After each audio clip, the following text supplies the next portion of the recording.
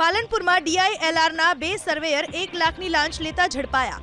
ફરિયાદીએ ખેતીની જમીનના ક્ષેત્રફળમાં થયેલ ફેરફારને લઈ સુધારો કરવા માટે અરજી કરી હતી। સર્વેયર ભાવેશ પાતાણી અને રામાભાઈ ચૌધરીએ 1 લાખની લાંચ માંગી હતી।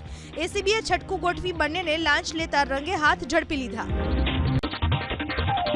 ખેડૂતોના હિતમાં રાજ્ય સરકારનો મહત્વનો નિર્ણય। જમીન સંપાદન અંગેના પ્રમાણપત્રો માટે કલેક્ટર કચેરી સમક્ષ અરજી કરાશે। ગુજરાત રાજ્યની સ્થાપના થઈ ત્યારથી વિવિધ પ્રોજેક્ટ માટે ખેડૂતોની જમીનનું સંપાદન કરાયું। જે તે સમયે પ્રમાણપત્ર ન મેળવી શક્યા હોય તેવા ખેડૂતો કલેક્ટર સમક્ષ અરજી કરી શકશે।